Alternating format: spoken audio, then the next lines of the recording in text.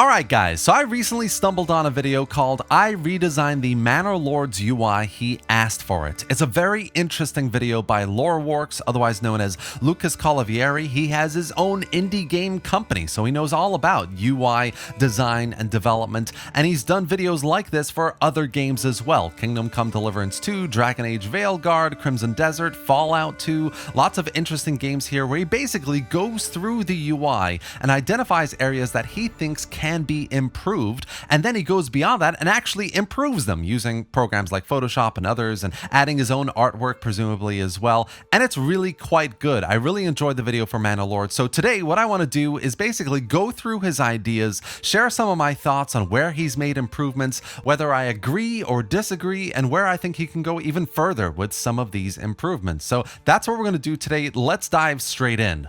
So first off, we're going to look at the policies screen. This is an area where he's identified there's a lot of dead space on either side. The cards, the icons are very kind of uninspired and early access design, not a lot of thought has gone into this. And he's changed all of this with new, vibrant, colorful artwork that kind of goes into representing, kind of immersing you into the setting of the Middle Ages rather than what is currently a lot of people agreeing with is a bit more Dark Ages with the lack of color and everything. And I really like what he's done here. I think it's very well kind of designed. It gives you an idea of what kind of policies you're going for. He's added this cool little seal just to represent which one you have active at that moment, and it's just really well done. I really like that. It still kind of goes through that tiered system depending on how big your town is and what you have unlocked, etc. But he's just made it more vibrant, immersive, engaging. The only thing I don't like about this is the scrolling nature of it.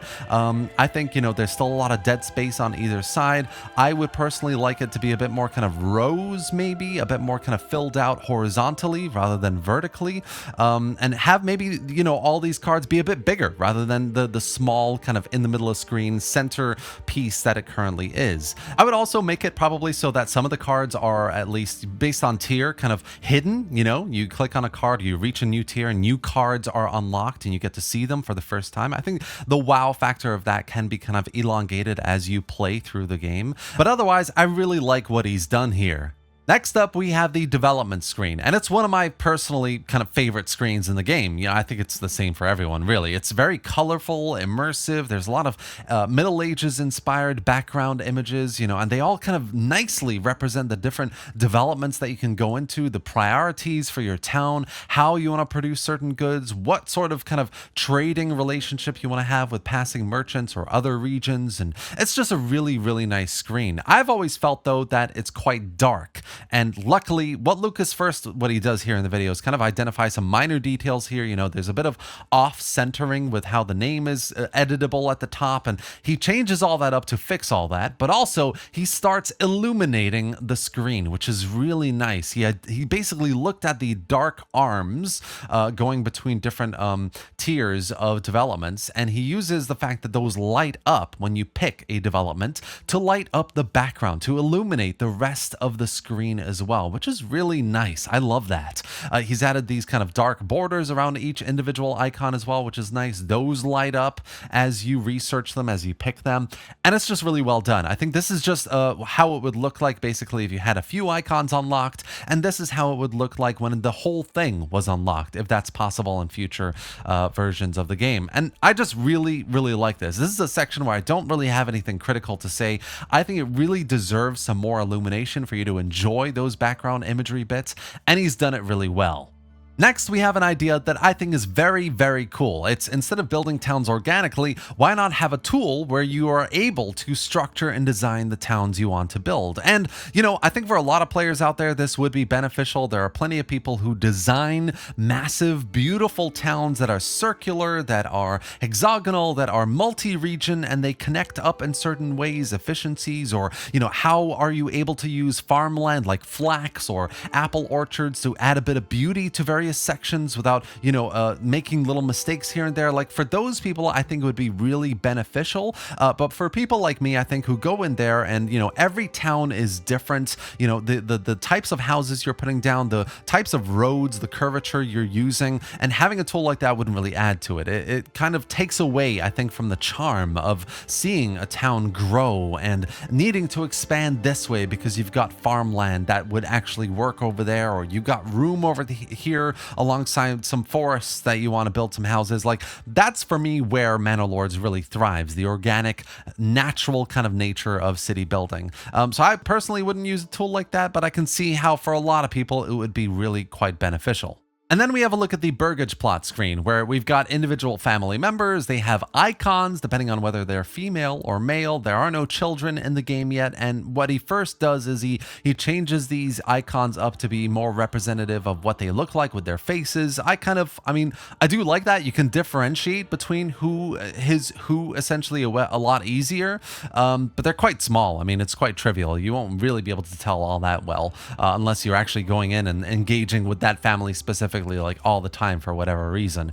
He changes a lot of the icons up top as well, just to be a bit more uniform, which is nice. I like. But the other thing I don't like is he changes the artwork up top, the image of the burgage plot from what it actually looks like in game to an artwork piece, which I don't like. I don't think he needs to be doing that. I think where possible, having what the actual building looks like in the image is more beneficial to having a piece of art there. He uses the militia recruitment panel as an example of where artwork is being used, and that's fair enough, but I don't think for buildings it's all that useful. I actually prefer on the recruitment side as well to have that artwork replaced with an actual realistic image of what the unit looks like as well. So that's just me. This is what it looks like at the end of his kind of redesign. He's also kind of added color to the bottom buttons there on the UI there, which I quite like.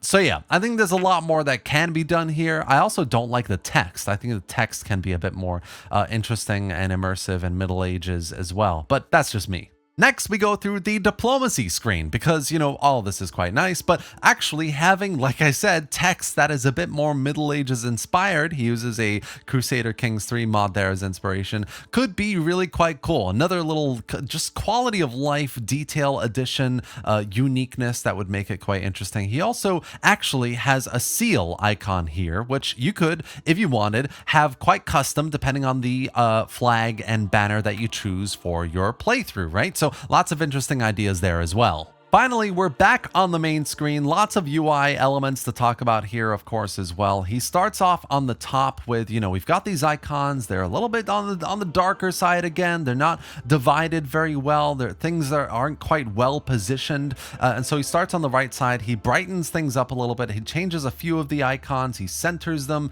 And then he moves towards the left here. He talks about, when you're running out of food, the barrel should be going red as well, which I quite like. It adds a lot more urgency actually versus just having the number go red.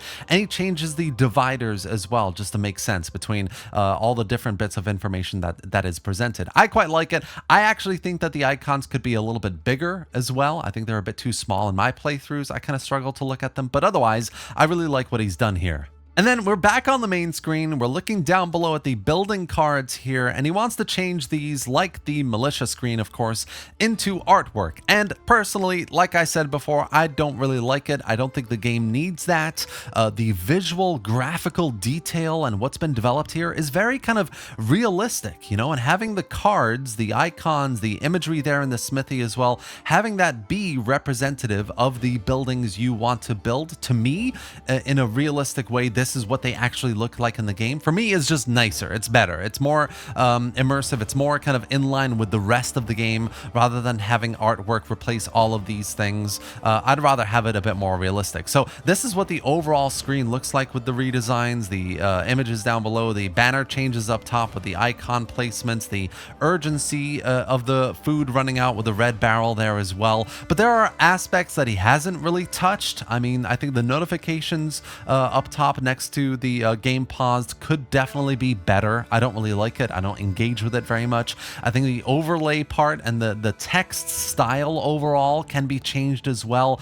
When you look at the smithy, the text there, all of that I think could be a little bit more engaging, more authentic to the time period. So yeah, essentially, overall, he's done a really interesting, good job here on Manor Lords. I really like a lot of his ideas. The artwork he's used for inspiration on the policy screen is desperately needed. And, you know, the development screen, an area which I didn't even think needed that much improvement, he's managed to improve with illumination, with better defined icons, and it's just really, really well done. Of course, there are areas that I don't really agree with. You know, I don't think that Manor Lords really needs a tool to be able to design and have structured towns in the game. I also don't think, you know, the images that he's changed up to have more artwork on other areas of the game really need it. Having more realistic imagery for building icons, I quite like and fits the rest of the game as well. So yeah, that's what I think, but let me know what you think in the comment section below as well. How would you change the UI elements of various sections of Manor Lords? Do you agree with how